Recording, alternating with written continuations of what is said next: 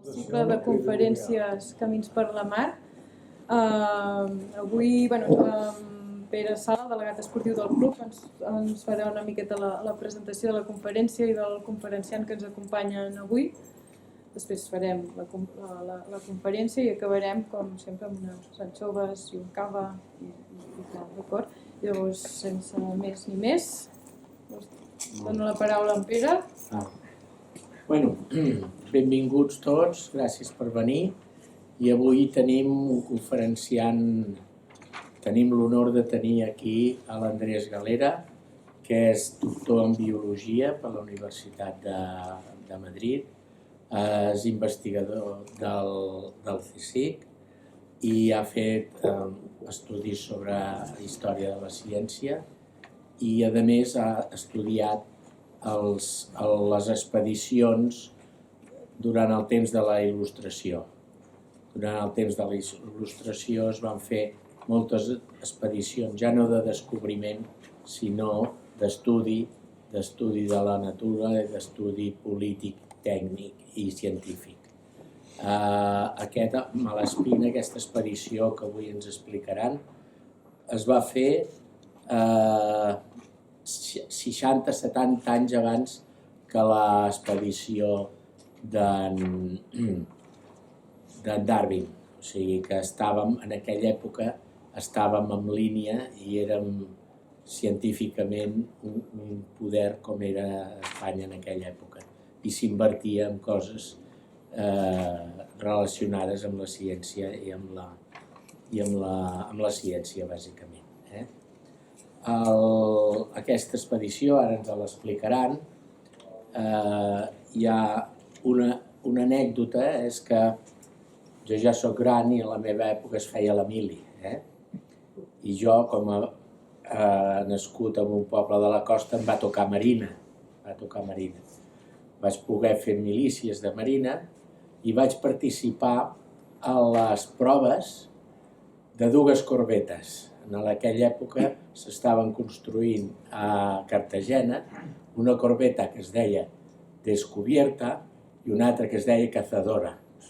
En la meva època vaig estar fent les proves de tir, de navegació, etc., de la Descubierta i la Cazadora. O sigui que per mi, en aquella època no coneixia res d'això de l'expedició de Malespina, perquè, desgraciadament, en aquest país t'expliquen el que volen, però events importants com aquest, científic i polític, fet en una època important que era la Il·lustració, ningú d'aquí vam estudiar res d'aquesta expedició, el descobriment de Colón i prou.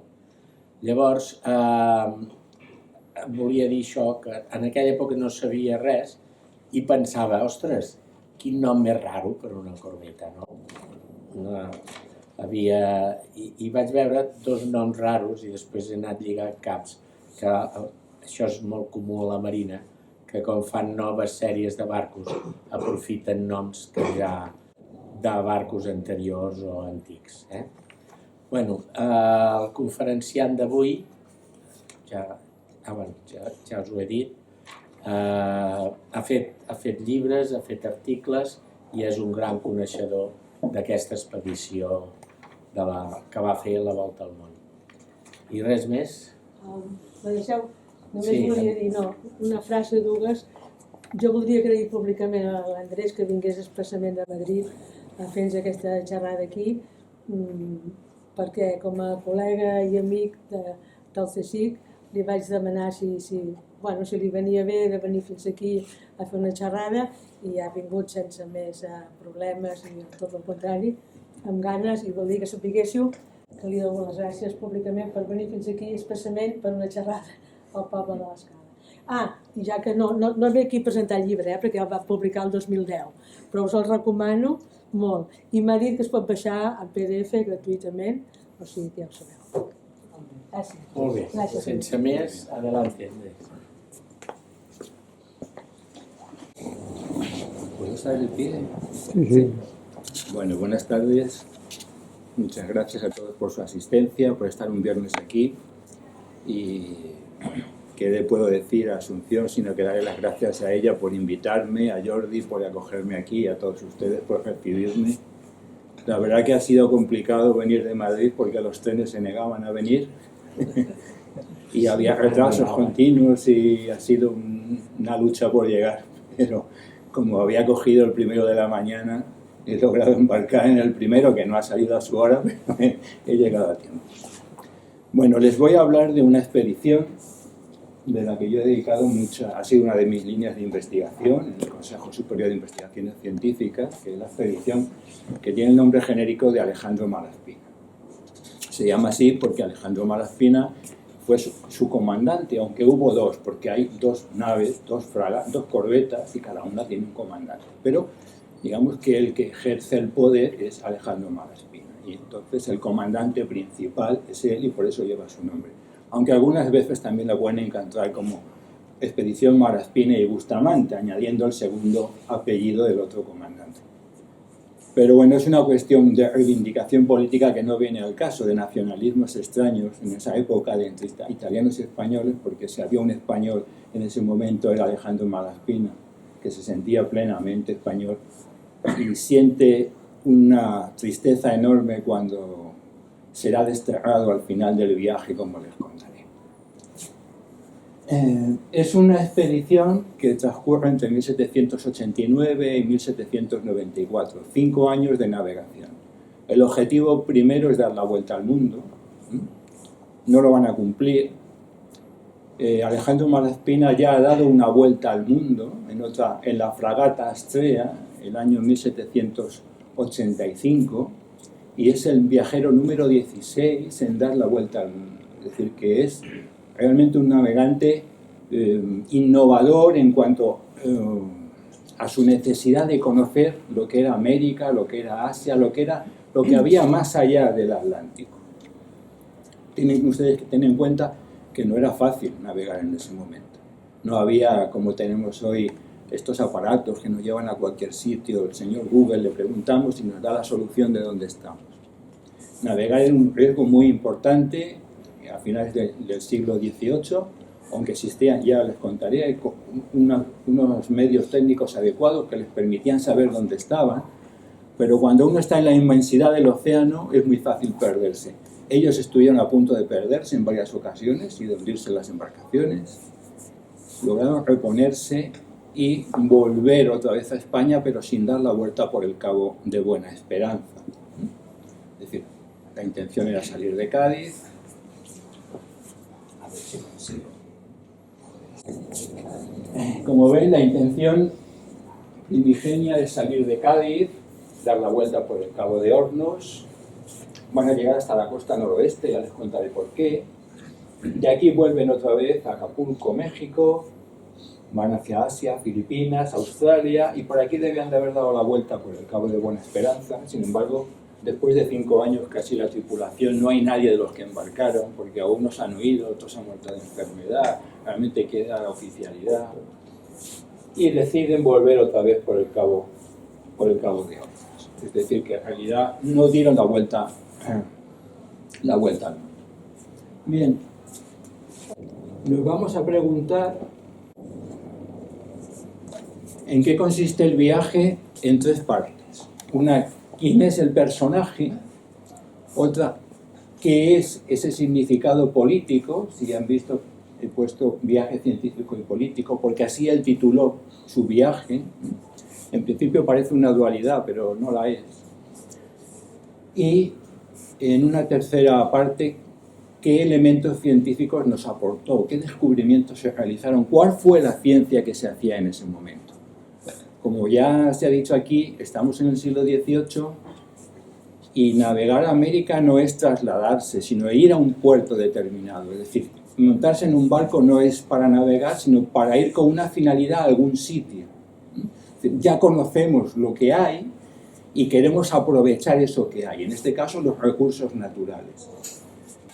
La pregunta importante, ¿por qué estamos en la época de Carlos III? Va a morir rápidamente. La pregunta importante es, la monarquía española en este momento no es precisamente la más rica del mundo, al contrario, está necesitada económicamente. ¿por qué se apoya un proyecto como este tan costoso? Sin duda la esperanza era obtener recursos naturales. Y en este momento, es decir, en 1789, los únicos recursos naturales que pueden hacer florecer de nuevo la monarquía es la minería. Y entonces uno de los elementos fundamentales de esta expedición va a ser conocer qué fuentes mineras, qué productos hay en América que puedan servir para elevar el nivel económico del imperio. Bien, Alejandro Malaspina presenta su viaje, este proyecto, a Carlos III, a su primer ministro, conde de Floridablanca, no a Carlos III, que básicamente le gustaba ir a la caza, y entonces estas cosas firmaban, bueno, como solían hacer los monarcas de la época. Entonces lo presenta en 1785, cuando vuelve de su viaje con la fragata Astrea, y lo aprueban. En principio aprueban utilizar embarcaciones que ya existieran en la Armada. Es decir, estamos hablando de coste, dinero, etcétera. Es decir, que utilizar los recursos para no hacer un mayor gasto. Finalmente se decide que no, que se deben de construir 2 corbetas. ¿Cómo son esas 2 corbetas? Bueno, les muestro los 3 tipos de navíos fundamentales que existían en la Armada en ese periodo. Tenemos de embarcaciones, perdón, una es una inglesa, francesa y las 2 corbetas españolas. Todas son naves militares. El inglés, el Queen inglés, es un navío que se llamaban en línea, que es una de las principales embarcaciones militares, como ven, dotada de un frente de cañones muy potente. Luego estaban las fragatas, que pasaban a un segundo nivel, y realmente tenían más una misión de exploración y de reconocimiento. Y luego tenemos las corbetas, que son las que elige Alejandro Malaspina. ¿Por qué las elige y por qué considera que son las más apropiadas? Porque son los barcos que tienen una mayor velocidad, se manejan mejor a nivel costero. Lo que ellos quieren hacer es un reconocimiento costero, saber dónde está cada punto geográficamente. En ese momento no hay buenos mapas. La cartografía es bastante deficiente y tanto la monarquía española como la británica o como la francesa lo que quieren es tener ese conocimiento para saber dónde están esos puntos y controlarlos. El que tiene una buena cartografía tiene un tesoro. Bien, estas 2 corbetas son Descubierta y Atrevida, como antes se dijo el nombre de una de ellas, y repite los nombres de 2 embarcaciones de los viajes del capitán Cook. En Europa en ese momento hay 3 grandes expediciones, las que realizó el capitán Cook, los 3 viajes ingleses, la del conde de la Pérouse, francés, que murieron, se hundió la embarcación y murieron todos, y la de Alejandro Malaspina, que desgraciadamente regresaron sanos y salvos con una cantidad de material impresionante, pero la política los escondió en un sótano y han sido inaccesibles hasta el siglo XX. Les pongo este plano para que vean que no se construyeron cualquier embarcación. Alejandro Malaspina exigieron que estas embarcaciones tuvieran hasta incluso cocina. Es decir, se imitaron los diseños más modernos de la época, sacados de modelos franceses, y tenían todas las innovaciones que uno puede imaginar.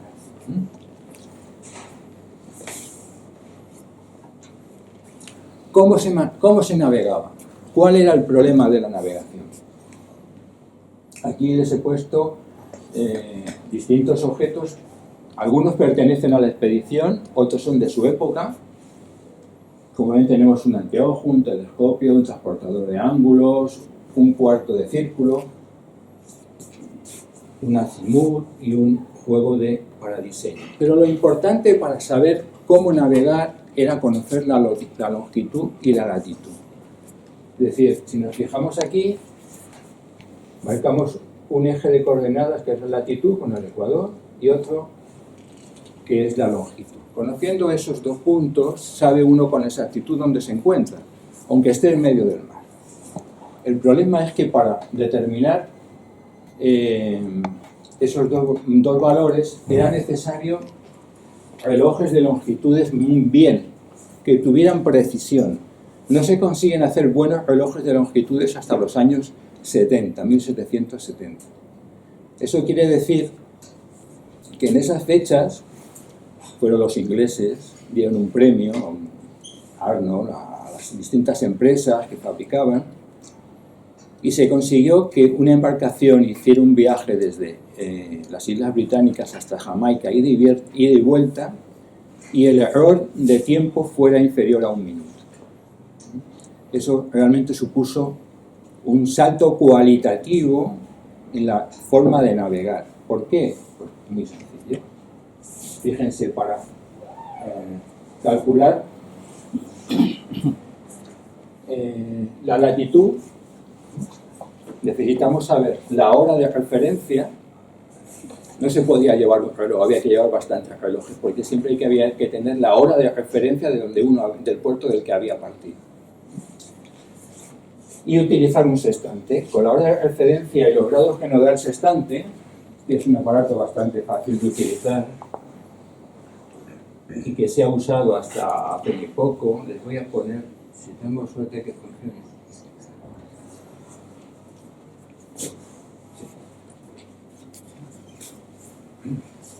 Este sextante, que es muy sencillo, además muy bonito, como es muy fácil de utilizar, pero muy difícil de ponerlo en práctica en un barco, ¿no? Porque el barco se está moviendo. Lo que tenemos que hacer cuando estamos en medio del mar es ver el horizonte. Tenemos un espejo que por un lado es opaco y por otro nos permite, o sea, que nos refleja y por otro nos permite ver el horizonte. Por aquí proyectamos el sol, que se ve en este lado opaco, y tenemos que mover el eje hasta que coincida con el horizonte. En ese momento vemos los grados, corrigiéndolo con el tiempo, nos da la posición de la latitud. Normalmente se elegía el Sol, porque era lo más fácil, pero se puede elegir cualquier punto, cualquier astro que uno tenga. Se puede elegir la Luna, se puede elegir cualquier estrella, etc. No es necesario que sea siempre el Sol. Lo que es necesario es que siempre lo ajustemos en el horizonte. Y también sirve para tomar posiciones en tierra, con un punto de referencia. Bueno, la longitud era muy fácil de calcular. Sabiendo la hora de partida en un punto y la hora donde estamos, vemos la diferencia, dividimos entre 4 y nos da los grados que tiene por las horas que tiene. Es decir, cada 4 minutos suponía 1 grado de diferencia. ¿De acuerdo? Si dividimos la diferencia entre 4, el resultado era la longitud. Bueno, pues con esos dos valores se hace ese eje de coordenadas y se sitúa el punto. Como están ustedes viendo, el elemento fundamental aquí son los relojes. Los relojes en la navegación hay que conservarlos en el siglo XVIII como oro en paño, porque cualquier variación puede mandarte a un punto absolutamente incomprensible de donde estás. De hecho, se produjeron grandes derrotas de barcos que pretendían estar en el Terranova y estaban en la parte sur del hemisferio, ¿no? Bien, con esas ideas y con esa manera de navegación, las embarcaciones salieron del puerto de Cádiz. Aquí tienen ustedes una recreación de la época del puerto de Cádiz. Es muy curiosa porque aquí ven ustedes todas estas torres, no son accidentales ni una composición del pintor, sino que el puerto de Cádiz era entonces un lugar de comercio muy importante. Y entonces los comerciantes tenían torres donde vigilaban sus mercancías y las transacciones. Este cuadro nos reproduce ese hecho, la cantidad de embarcaciones que traen y llevan comercio con América y la necesidad de esa vigilancia. Bien, el punto de partida es Cádiz, pero cualquier navegación en ese momento tiene como un punto de referencia que es las Islas Canarias, Tenerife, el pico, el volcán. ¿Por qué? Básicamente esto se debe a una influencia francesa que habían tomado como elemento para medir sus viajes, la visión del Teide. Entonces tomaban ese punto de referencia y de aquí de alguna manera todos iniciaban con estas vistas. Evidentemente esas casas son modernas y no corresponden, pero todos nos describen una vegetación esplendorosa, una vista idílica, es decir, que algo que coinciden sea quien sea el viajero en ese momento. El primer punto de llegada, esto está sucediendo en septiembre de 1789, el primer punto de llegada es Montevideo. ¿Por qué es Montevideo? Este es el estuario del Río de la Plata y es el lugar de referencia, el punto de control de todas las embarcaciones que viajan hacia América, hacia el Cabo de Hornos. Y es territorio español. En este momento también estamos en disputa con los portugueses, que tienen la zona interior, toda la zona de Sacramento, etc. Es decir, los portugueses y españoles siempre hemos estado disputando estos territorios. Ellos poseen el Brasil, son zonas colindantes. Nosotros tenemos toda la zona de Montevideo, lo que es Argentina, o sea, Uruguay, Argentina, etc. Y siempre estamos en disputa, porque realmente quien determinaba quién era el propietario de esos territorios no era ni los portugueses ni los españoles, sino las poblaciones indígenas que se aliaban con los portugueses o con los españoles según le convenía a ellos para obtener un beneficio económico, etc. Bueno, de aquí se va. De aquí se pasa. Les he puesto este mapa para que lo puedan seguir de Montevideo. Van a un lugar que más conocido, muy conocido, Puerto Deseado, que está en la costa patagónica. Posteriormente están las Islas Malvinas. Esta es una zona muy interesante porque hay mucha riqueza pesquera y tanto el Imperio Británico como el español están interesados en controlarlo. Lo que vemos en esta lámina de una reproducción, es un cuadro de la expedición Malaspina. La expedición lleva pintores, no se lo he dicho, pero debía de habérselo dicho. Lleva 3 pintores muy cualificados que se dedican continuamente a hacer bocetos, retratos. Estos cuadros no se suelen acabar en el lugar, sino que cuando vuelven se terminan en el estudio del pintor, donde sea necesario. Bueno, es muy interesante porque ven ustedes cuál es el oficio que tienen que hacer cuando atracan en algún puerto. Lo primero que hacen es desembarcar y lo que están viendo ustedes aquí, estos operarios están instalando todos los aparatos de observación astronómica. Lo que ellos quieren conocer es la costa y necesitan determinar dónde están situados y para eso necesitan los observatorios astronómicos. Bueno, aquí lo que les quiero referir es un hecho muy curioso. Están bordeando el Cabo de Hornos. Esta es la imagen de la Atrevida a la vuelta. ¿Por qué es curioso? Porque están entre hielos. ¿Y eso qué significa? Pues que el funcionamiento de los relojes era nefasto. De hecho, tienen que llevarlos a una dependencia y como no tenían calefacción como tenemos ahora, encender velas para calentarlos y aumentar la temperatura, porque no se podían arriesgar a que los relojes que llevaran se estropeasen o fueran defectuosos, etcétera, etcétera. Es decir, que las circunstancias atmosféricas eran muy determinantes, la climatología, en estos aparatos que ya se están utilizando y sobre todo en los cronómetros que son vitales para poder saber dónde están.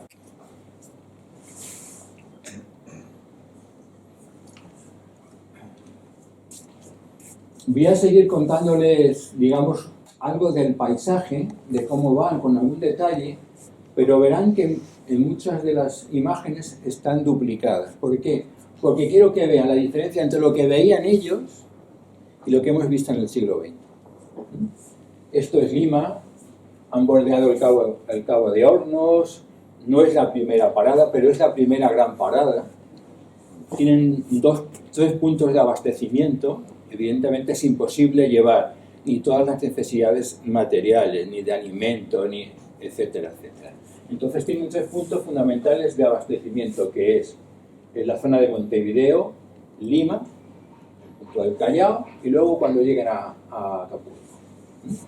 ¿Por qué Acapulco? Bueno, porque es el punto de conexión con Europa a través de Veracruz, que es el puerto mexicano que está paralelo a Acapulco en el otro lado.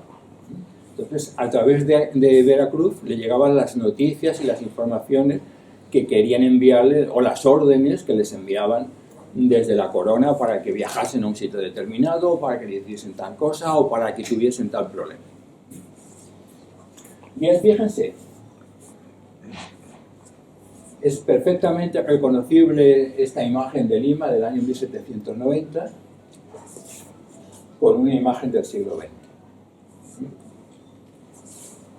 La catedral, el puente, la distribución de las casas, es decir, que a través de estas pinturas, porque son pinturas, algunos son dibujos, porque primero hacían bocetos en dibujo y se han conservado, tenemos un testimonio fidedigno de cómo era esa sociedad en ese momento.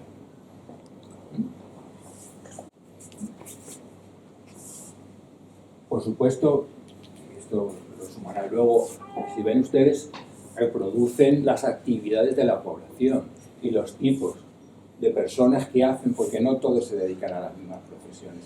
Y sabemos mucho de esa antropología social de ese momento por los datos y los detalles de estas reproducciones que tienen de la expedición Malaspina. Esta es una imagen similar pero de Guayaquil. Esta navegación tuvieron un gran problema, y es que más o menos a la altura de Guayaquil deja de soplar el viento durante un par de meses. Entonces las embarcaciones permanecen no a la deriva, pero esperando, y pasan un mes y otro y no hay ningún elemento. Eso supuso un gran retraso. Supuso que ellos tenían proyectado ir hasta la parte de la costa noroeste a explorarla y que el comandante decidiese no ir para recuperar el tiempo. Luego veremos por qué. Pero lo que les quiero señalar aquí es la imagen del volcán Chimborazo. Fíjense, esta es una imagen moderna, del siglo XX, en color, evidentemente la ciudad no tiene nada que ver, pero es el referente que identifica esa ciudad. Los volcanes son fundamentales para reconocer las ciudades y los lugares donde estamos en el siglo XVIII. Nos muestran como una fotografía y es un signo claro y determinante del lugar al que se pertenece.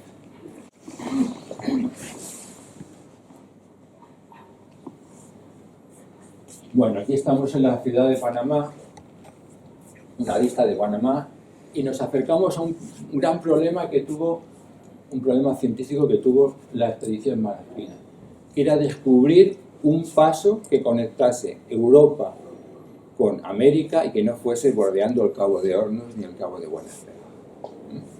Panamá, el Istmo de Panamá, era la zona más conocida, en ese momento más corta en distancia, que se podían conectar los dos océanos, el Atlántico y el Pacífico.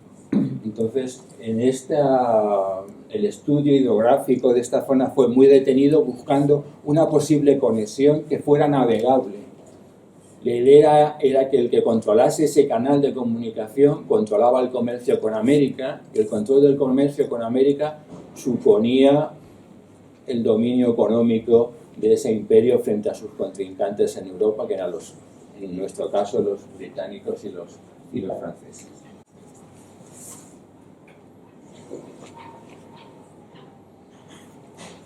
Bueno, con mucho retraso llegan a Acapulco en marzo de 1791.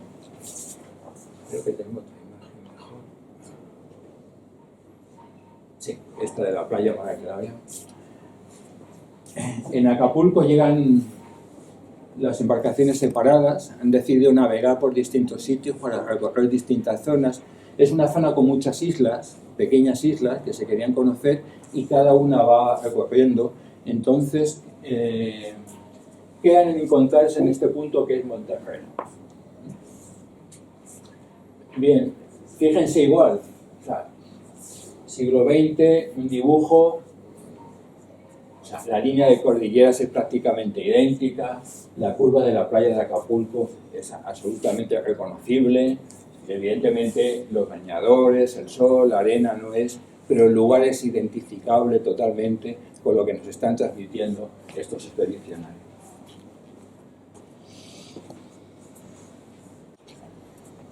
Bien, en Acapulco no están las dos corbetas, no han llegado a la vez. Cuando llega la descubierta, que es la del comandante Malaspina, la atrevida ya está en Monterrey, está en esta zona, ha ido por su cuenta, porque les ha llegado una orden de la corona que les obliga a hacer un viaje de exploración por la costa noroeste para intentar descubrir un paso que comunicaba, más o menos a esta altura, el continente. Digamos que se podía viajar por el polo norte sin tener que bordearlo. Toda esta zona en este momento es el territorio que se llama de Kamchatka, es territorio ruso, es muy rico en peletería y es muy codiciado. Es el territorio que luego los rusos venderán a Estados Unidos, esta zona del Canadá. Bien. Ya ha habido problemas cuando se forma la expedición, porque uno de los naturalistas, no era ruso, pero era de la zona, había viajado con las expediciones rusas y fue, digamos que, vetado precisamente por eso, porque no querían que nadie supiera que la expedición iba a viajar a la costa noroeste a estudiar esas zonas, ¿no? Primero por la riqueza peletera, básicamente, y segundo por el interés de descubrir ese punto y que nadie supiera los intereses. Malaspina había desechado la idea, es decir, era una idea muy vieja, no tenía ninguna base científica, pero se ve obligado a ir, y se ve obligado a ir a la costa noroeste. La costa noroeste es una imagen, esta es una imagen actual, esta es una imagen actual de los barcos que utilizamos y las dificultades que tenemos. Imagínense recorrer todo esto con estas corbetas. Bien, el primer punto es donde estuvieron, es este canal que sigue llamándose la Galería Malaspina en la isla Gabriola actualmente. Igual, una imagen del siglo XX, la reproducción que ellos hicieron, perfectamente identificable. Aquí tienen ustedes el punto donde se encuentra. Y con esto les quiero hacer ver la proximidad que tiene, a pesar de los 2 siglos, esa información a través de imágenes con el presente. Es decir, no solo es un hecho que perteneciera al pasado, no solo es un hecho histórico, es un hecho que nos permite hoy revivir lo que fue y que tiene conexión imaginaria de imágenes con lo que actualmente se ve. Bueno, este es el monte San Elías, está ahí porque en ese reconocimiento de la costa noroeste llegaron al punto más alto, que es este, que se sigue conociendo como glaciar de Malaspina. Es un glaciar, esto es con la vista, con una fotografía de la NASA, que ven la diferencia, y en la actualidad es el punto geográfico, que es el más elevado que ha llegado en la costa noroeste. Se le dio el nombre de glaciar de Malaspina y así sigue llamándose. Bueno, comprueban que no hay ningún paso, tienen que volver. A la vuelta hacia Acapulco casi se pierden, se extravían, están como 15 días perdidos en navegación que no saben dónde están y de golpe aparecen en un punto geográfico que reconocen y logran retomar la navegación.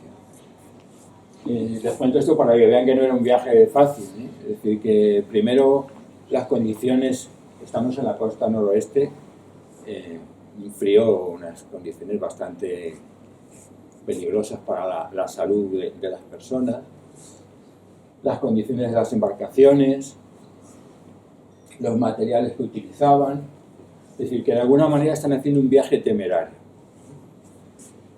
La vuelta regresan a Acapulco. En Acapulco no se han ido todos. En Acapulco han dejado a los naturalistas y mientras ellos están paseando por los hielos de la costa noroeste, los naturalistas están explorando el territorio mexicano, están descubriendo plantas, descubriendo animales, están descubriendo una cosa muy importante para la monarquía de entonces, que era la minería mexicana, que en ese momento era muy potente. Bien, de allí deciden ir al continente asiático y en marzo de 1792 llegan a Manila, en esta zona. También se van a acercar a las colonias chinas que hay en la costa, entonces era un dominio portugués. Es una zona, en Manila tienen que estar 3 meses porque les coge la época monzónica, no es navegable. Esas zonas eran zonas de piratas, se tienen que enfrentar varias veces.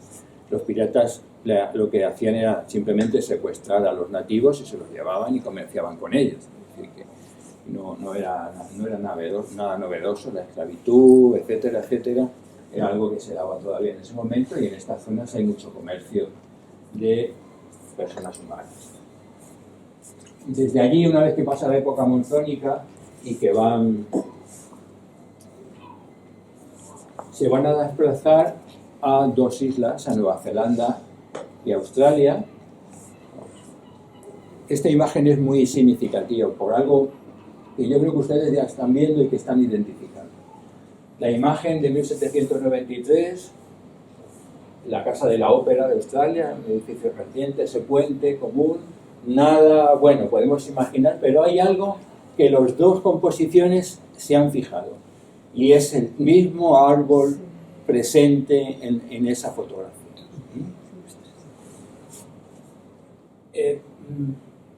¿Era así de verdad? Es la pregunta. Tenemos nuestras dudas. ¿Por qué? Porque las composiciones a veces eran lo que la palabra indica, una composición. El autor veía cosas y las incluía. Lo que no cabe duda es que esta flora era típica en ese momento de aquel lugar, si no, no hubiera estado aquí. Y que en el siglo XXI seguía siendo típica de esa vegetación. Si no, no hubiera aparecido en esta fotografía. Les quiero resaltar estos hechos porque nos da cuenta del valor histórico para el presente que tiene esta información. No es algo que tengamos ahí escondido en un trastero que no se puede utilizar.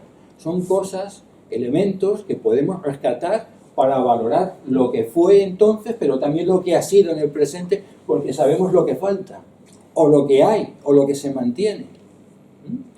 Y es una visión, si quieren poner usted la palabra ecológica, póngansela, pero es una visión de la naturaleza, de conocer cómo progresa en estos 2 siglos que hemos sido, 21 o algo más, si me equivoco, de cómo esa naturaleza ha cambiado, cómo ese paisaje se ha adaptado. Fíjense que la flora no indica solo plantas, esa flora lleva consigo una zoología muy importante, animales muy determinados que se alimentan, que viven con ellos y que se relacionan.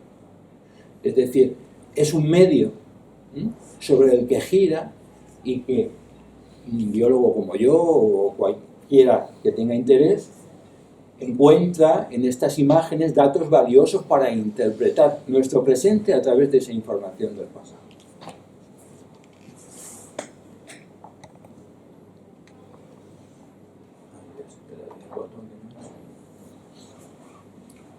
Bueno, para no alargarme mucho,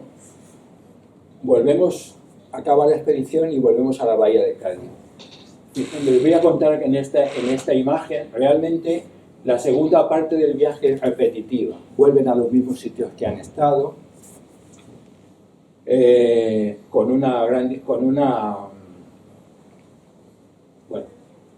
casi desastre, ¿no? Porque cuando llegan a Sydney les cae una tormenta de 1000 demonios. O sea, si leemos los documentos, los diarios, palabras de que, bueno, pensaban morir porque a aquellos se les caen los palos de las velas, no sabían qué hacer, y de golpe se paran y logran, navegando, llegar a la costa más cercana. Bien, no saben cómo.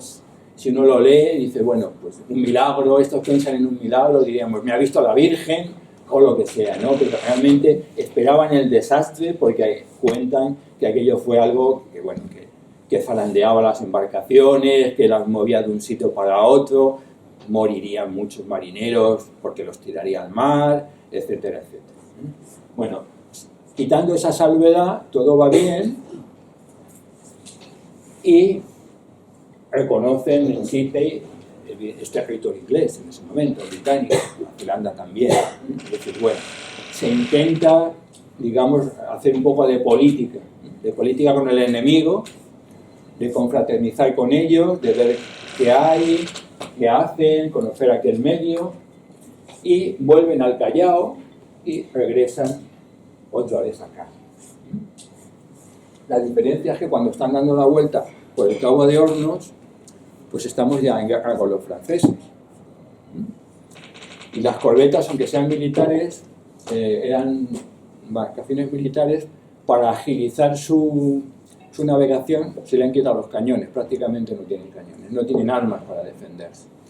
Entonces tienen que esperar a formar parte de un convoy, lo hacen cuando llegan aquí en Montevideo, para poder dirigirse ya a la península, un convoy, porque además traen la recaudación del erario de la monarquía de América, son ellos los encargados de traerlo. Es decir, que de alguna manera no solo tienen que protegerse, sino que tienen que proteger el dinero que traían para la corona en esos momentos.